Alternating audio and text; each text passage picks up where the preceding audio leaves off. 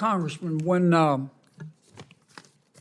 moms and dads lie down to sleep at night and can't, one of the things they're worried about is cost of living, high prices. Isn't that true? Absolutely, certainly. And those high prices were caused by inflation. Yes, is that Senator. right? That's right. And inflation has come down. That's a good thing, right? It is a good thing, Senator. But that just means when inflation has gone from 10% to 3%, that prices are rising less quickly. They're still rising, aren't they? Yes, Senator. That's called disinflation. That's if they fall, that'd be disinflation. Yes, sir. No. If the rate of inflation comes down, that's disinflation. Oh, I beg your pardon. Okay. If prices come down, that's deflation. Yeah. Now, most Americans, they don't read Aristotle every day. They're too busy earning a living. They don't know the difference between deflation and disinflation, but they sure as hell understand that the high prices have remained, don't they? Yes, Senator. We've got a lot of work to do around here. Yes, and sir. we need 4 years to do it. And we need a cooperative House and Senate to do it. I agree, Senator. If we don't get these high prices down, we're not going to have 4 years. We're going to have a divided Congress. You can write that one down and take it home to mama. Yes, sir. This election was about the economy, and people are still worried about these high prices. Now, one way to get these high prices down, to reduce prices, not reduce inflation, reduce prices, would be to reduce the amount of federal spending. Isn't that true? I think so, Senator. Because that's how we got here, was with the massive amount of federal spending that President Biden perfected. So if we can reduce the federal budget, we can reduce prices. Yes, Senator. That's one thing you and Mr. Vogt can do. Number two, if we deregulate, that'll reduce prices, won't it? It will, Senator. Why is that? Because producers of goods and services in the economy face less cost, particularly less costs that waste money because they're not really accomplishing anything. They're just sort of chasing the regulatory wheel. Well, hell yeah, we're spending. Regulations cost the American business community $2 trillion a year. If we can cut that in half, they can pass and will pass the savings on to the American people. Yes, sir. Now, the third way we can get these high prices down, is it not, is to grow out of them. Agreed. Stimulate the economy.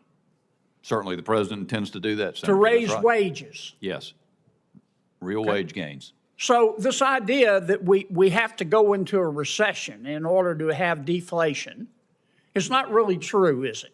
Not at all. If we cut spending, if we deregulate the economy, if we stimulate the economy in a way that helps real people, small businesses and large businesses, but mostly real people to increase their wages, we can deal with these high prices, can't we?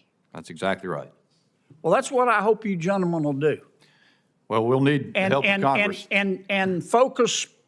I haven't heard enough about deregulation.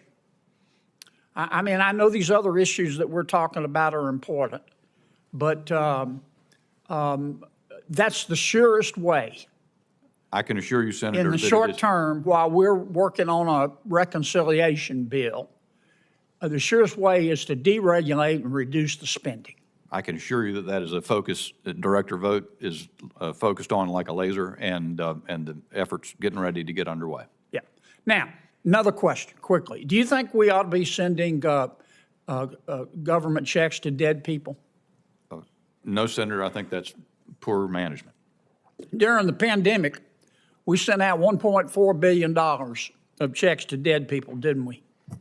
I don't have the figure, Senator, but I wouldn't be surprised by that. The rising cost of living remains one of the biggest concerns for American families. As Senator John Kennedy questions federal officials, the debate turns to inflation, federal spending, deregulation, and even government waste. This heated exchange lays bare the challenges Washington faces in bringing real relief to everyday Americans.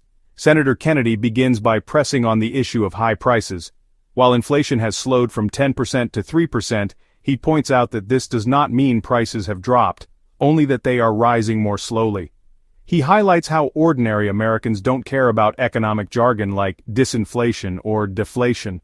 What they feel is that groceries, gas, and basic necessities remain too expensive.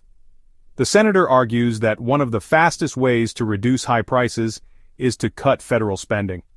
He points directly at the trillions spent under President Biden's administration, warning that unless government spending is curbed, families will continue to feel the pinch at the checkout line. His point is clear: runaway spending drives inflation, and without discipline, economic relief will remain out of reach. Kennedy shifts the focus to federal regulations, calling them a hidden tax on businesses and consumers. With regulatory costs estimated at $2 trillion annually, he stresses that cutting even half of this burden could lead to lower prices across the board. Deregulation, he insists. Yep. And they were cashed, weren't they? They generally get cash whether they're dead or not. What does that tell you? Somebody's live. Yep.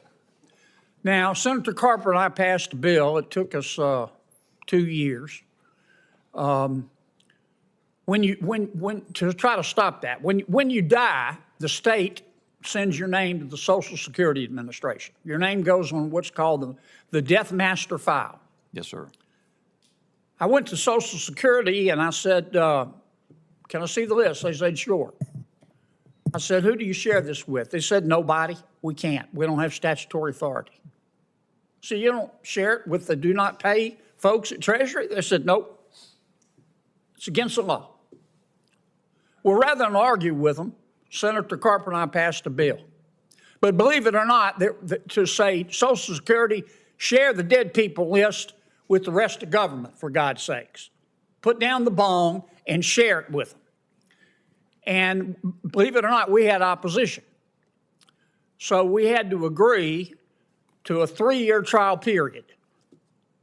That 3-year trial, we've saved a bunch of money. That 3-year trial period is up at the end of 2026. I've got another bill with Gary Peters to extend it, to make it permanent. You guys got any problem with that? Well, Senator, I cannot speak for the president or for Director Vogt. Oh, go ahead. But I can't. It's hard for me to imagine who would be opposed. Well, you'd be surprised. No, sir. I wouldn't be surprised as it turns out, but I still can't imagine who would be opposed. Okay. You going to follow the law? Absolutely. Absolutely. You going to defy court orders? No, sir. Thank you, Mr. Chairman. Thank you, Senator. Dead people have a very good lobby, apparently. Senator Murray. Senator Kennedy ends by underscoring the urgency of tackling high prices through smarter spending, deregulation, and economic growth. He warns that if Congress fails to act, the political consequences will be severe. His message is blunt.